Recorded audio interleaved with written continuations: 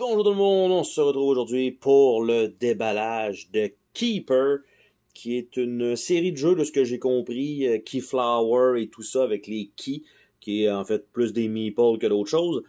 Et en fait, en bougeant la boîte, c'est quand même, il y a beaucoup de matériel à l'intérieur, on voit sur le côté, un 60 à 120 minutes, 2 à 4 joueurs, d'après moi ça doit être quand même assez long comme jeu.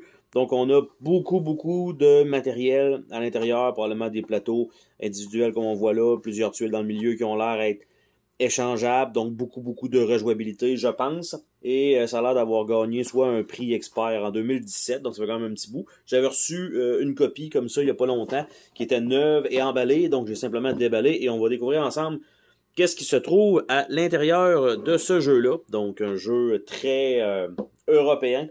Et on a une petite boîte, la boîte pas super épaisse qui contient un peu de traces d'humidité comme on peut voir. Donc je pense pas que c'est ici que ça s'est ramassé. Mais bon, on a ça qui est là.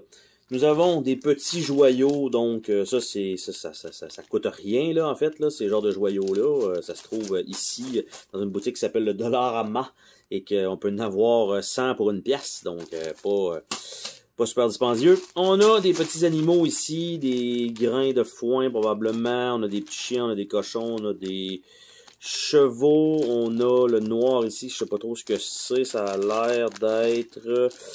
C'est dur à dire ce jeton-là, ben honnêtement. Donc comme ça, les gris, les petits jaunes ici, c'est probablement des poules. Donc ça fait pas mal le tour. Il y a des petits beiges qui sont les moutons visiblement. Donc... On va voir probablement dans le livret les jetons noirs, c'est quoi l'animal qui est dessus. Et donc, on a ici les petits meeples très classiques avec les couleurs dessus. On a ici un paquet de cubes et d'autres composantes en bois, donc toujours bien d'avoir ça. On a des petits plateaux ici qui ont un petit dénivelé sur le côté, ça paraît pas vraiment à la caméra, mais il y a une petite texture sur le bord, c'est pas doublement perforé évidemment, et ils sont recto verso, donc c'est ça. Donc ce que je dirais, c'est probablement le jeton noir, visiblement, serait peut-être non. Qu'est-ce qu'on a d'autre? On va virer ça de bord, de l'autre côté ça a l'air de ça. Probablement, je vais dire le joueur blanc peut avoir un côté ou l'autre, comme ça. Après ça, on a, bon, j'allais dire le joueur blanc, mais c'est encore la même chose. Donc, est-ce que les plateaux sont pareils? Mettons que je regarde ça. Les plateaux sont pareils. Donc, tous les joueurs ont le même, en tout cas de ce côté-là. Et de l'autre côté, est-ce qu'on a la même chose? Effectivement, on a la même chose. Donc, c'est 4 plateaux exactement pareils, donc pas besoin de regarder les 4 séparément. Pas d'asymétrie de ce côté-là. On a un petit sac ici pour mettre je sais pas quoi à l'intérieur, qui va servir pour les piger, peut-être des jetons en carton qu'on va devoir dépuncher. On a un paquet de petits sacs, un paquet de moyens sacs, toujours bien. On a un livret d'instructions en allemand, donc assez conséquent, je vais le mettre de côté. On a un livret de règles en anglais, on va mettre de côté. On a un livret de règles en français. Ça, c'est une surprise plus ou moins parce que la boîte est quand même en français. Mais c'est quand même un livret, comme je disais, relativement conséquent.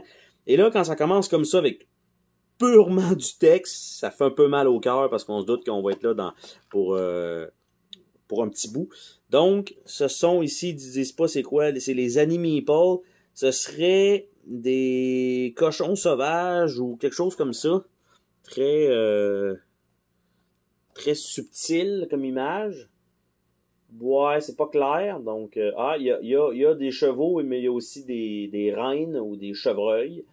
Donc, et il y a des chèvres, mais aussi des moutons. Fait qu'il y a quand même, il y en a 8 types, là. Ça fait quand même beaucoup. Donc, au moins ici, on voit un peu plus d'images. Ça donne un peu moins mal au cœur.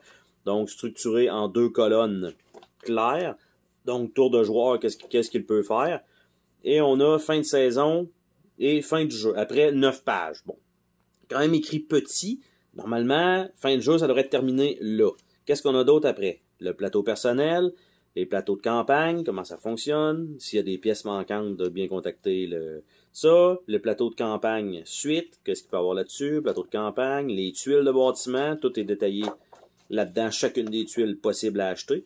Donc, c'est juste parce qu'ils l'ont mis dans dans le même livre qui aurait pu être un petit livre à côté. Normalement, donc, ça aurait dû être peut-être une quinzaine de pages. Ça a l'air pire que ce que c'est, je pense. On a les feuilles de punch, donc on a ça ici. Un carton relativement correct, rien d'exceptionnel, mais rien de plate non plus. Tu sais, des fois c'est un peu mince, mais non, là c'est quand même des bonnes feuilles de punch. Donc ça comme ça, je vais les séparer en deux tout de suite. Donc on a ça comme ça, les genres de tours.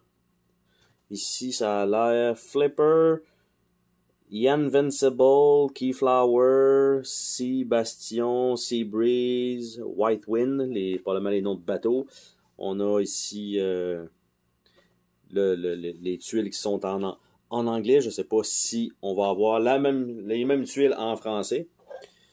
Donc, on a ça, un paquet de bâtiments achetables avec plein d'icônes qui doivent être, je pense, ça a l'air chargé, mais je pense que c'est assez lisible malgré tout. Je pense avoir vu des jeux pires que ça. C'est juste parce que là, en ne connaissant pas les icônes, ça me donne l'impression que c'est ça, que ça a l'air pire que ce que c'est. Fait que voilà. Fait que ça comme ça. Après ça, on a ça. Voilà. On a encore une dernière feuille ici de punch de tuiles. Donc je sais pas si ça va être. J'allais dire, il me semble que ça rentrera pas dans le sac comme ça. On a les plateaux des joueurs qui sont ici. Avec probablement un score de points. En haut, on a l'air d'avoir des petites sections ici pour mettre des choses. Donc, le joueur rouge, comme ça, avec les tuiles clairement qui vont pouvoir aller sur ces sections-là. Je ne sais pas s'il va y avoir une partie qu'il faut mettre des tuiles collées à d'autres tuiles. Et on a l'histoire. Ça, c'est quand même bien au lieu d'avoir juste rien mis. Donc, l'histoire des keys. Donc, Keywood, après ça, Keyflower, Cathedral et tout ça. Donc, ils ont mis... Tant qu'à perdre cet espace-là, ben aussi bien de mettre quelque chose. Ah, ben cool, chaque plateau est différent. Donc, un autre jeu, il habite The Hearth. Après ça, on a le plateau bleu qui est pareil. Et on a Keeper de l'autre côté. Et le joueur vert, nous avons Key to the City London. Donc, ça, et il n'y a plus rien dans cette boîte. On a ici, lay down et keeple, donc les règles, est-ce qu'on peut faire ça? Une charte, quand même bien d'avoir fourni ça. Malheureusement, c'est sûr que c'est sur la boîte, mais play a keeper, on a play a keeple, puis play a keeple on another player's turn. Donc, il y a quand même, on va dire, un aide de jeu autour de la boîte, ce qui est sympathique. Ben, c'est sûr que, mettons, cette aide de jeu-là aurait pu être fournie peut-être sur les plateaux des joueurs. Ça aurait peut-être été un peu mieux parce que là, il n'y a pas l'air d'avoir... Il n'y a pas d'aide de jeu à part le petit carton de tour qu'on a vu tout à l'heure, qui n'est pas en français. Donc, il y a juste une seule copie qui est en anglais dedans. Donc, on a ça. On a 4 petits plateaux comme ceci. Sac, paquet de composantes. Et donc, ça fait le tour de ce déballage du jeu Keeper. Sur ce, on se dit à la prochaine pour une autre vidéo. Salut tout le monde!